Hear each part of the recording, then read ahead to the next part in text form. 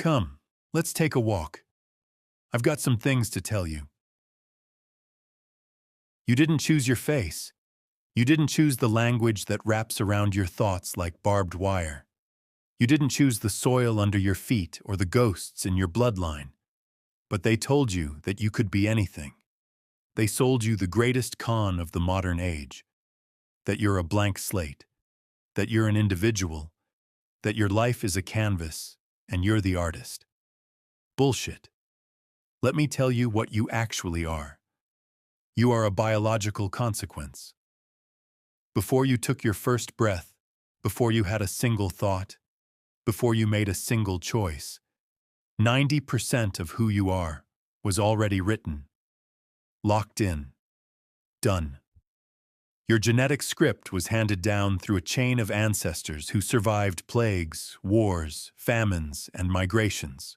Your name, your actual name, carries the weight of a lineage you didn't choose. The geography you were born into. That determined your accent, your food, your gods, your enemies.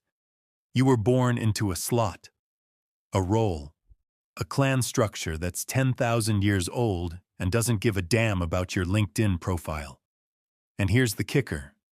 You cannot rewrite your hard drive. You can install new software. You can learn new languages, move to new cities, adopt new identities. But the operating system? That's fixed. That's your biological hard drive. Your DNA doesn't care that you moved to Berlin and started drinking oat milk lattes. It remembers the village. It remembers the clan. Modern education, this entire progressive apparatus, is built on a lie. The lie of the self-made man. The lie that you can peel off your skin and become someone else. You can't. And every time you try, you don't become liberated. You become a freak. Let's get anthropological. Humans are not individual units. We are organization animals. Evolution didn't give us claws. It didn't give us venom or speed or armor. It gave us something far more dangerous. The group. For 200,000 years, the human survival strategy was simple. Stick with your clan or die.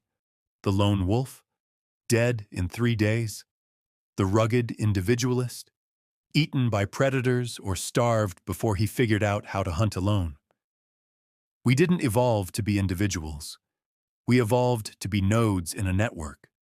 We evolved to synchronize, to mirror, to absorb the customs, language, and traumas of the people who came before us. Your identity isn't yours. It's a transmission.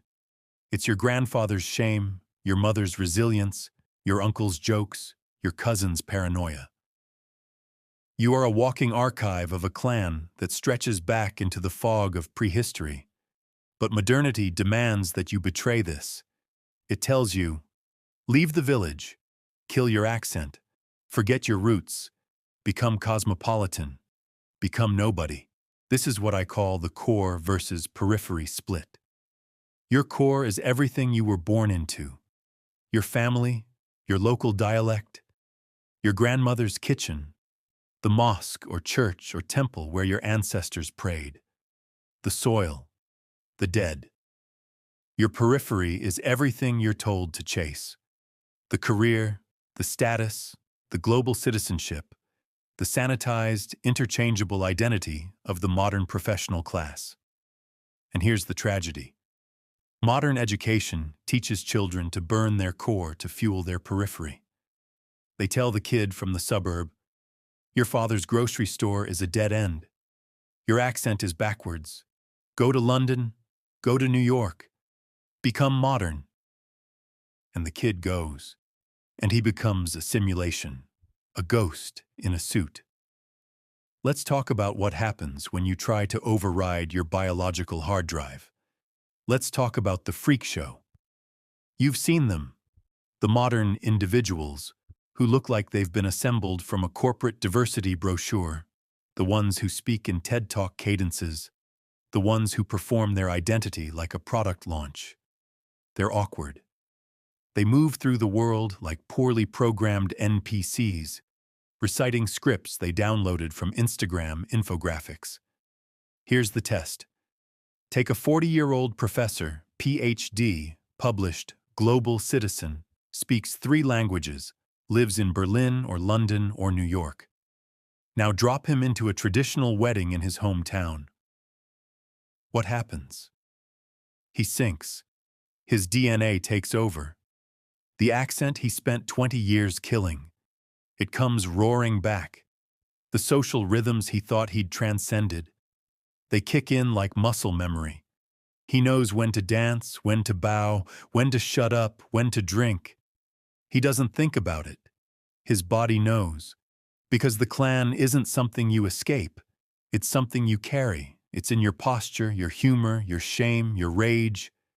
You can spend decades building a cosmopolitan persona, but the moment you step back into your clan's territory, the mask slips. And this is why modern identity shifts look so grotesque, because they're ontological mismatches. You're trying to run a 10,000-year-old tribal operating system on a corporate software update, and the result isn't liberation. It's a glitch, a lag, a dissonance that everyone around you can feel. The ultimate example: gender transitions that ignore biological and social reality. Not because change is impossible, humans have always had flexibility in roles, but because modernity demands you perform this change as if the past doesn't exist, as if your body, your history, your clan's expectations are just social constructs you can delete. But you can't delete the hard drive. You can only install increasingly unstable software on top of it until the whole system crashes. And that crash? That's called loneliness. Cities are not neutral spaces. They are synthetic clan structures. When you leave your ancestral clan and move to the city, you don't become free. You don't become an individual. You just trade one organizational structure for another, except this new one is fake. The corporation becomes your tribe. The office becomes your village. Your co-workers become your synthetic kin. But here's the problem. These structures don't have depth. They don't have history. They don't have weight. Your grandfather's clan?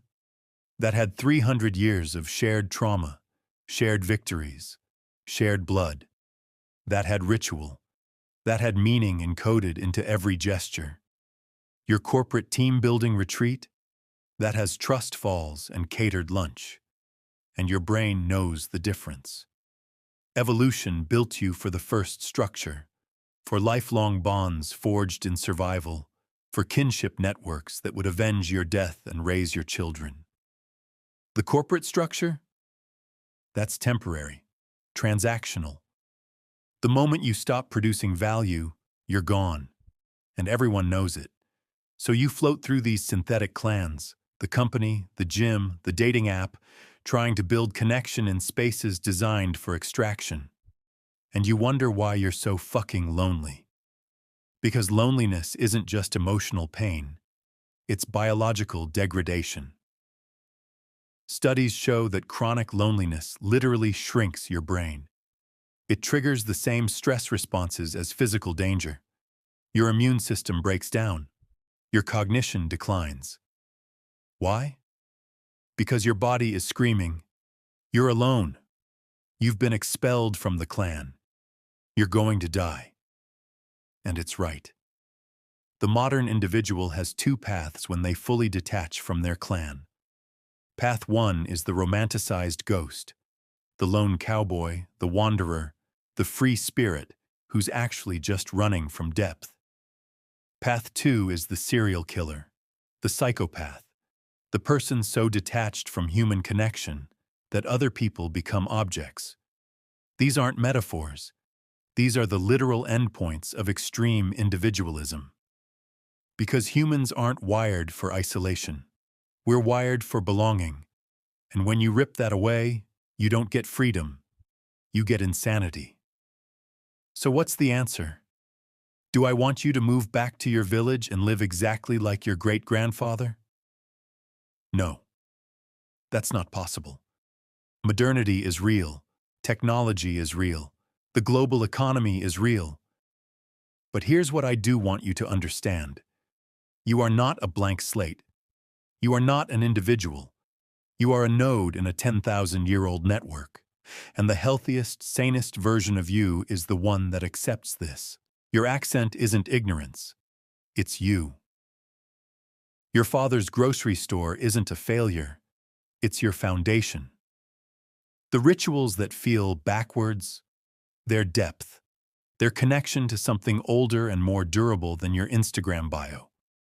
The modern world wants you to believe that freedom comes from severing ties, from finding yourself, from becoming a floating signifier who can be anything, anywhere, anytime. But that's not freedom. That's dissociation.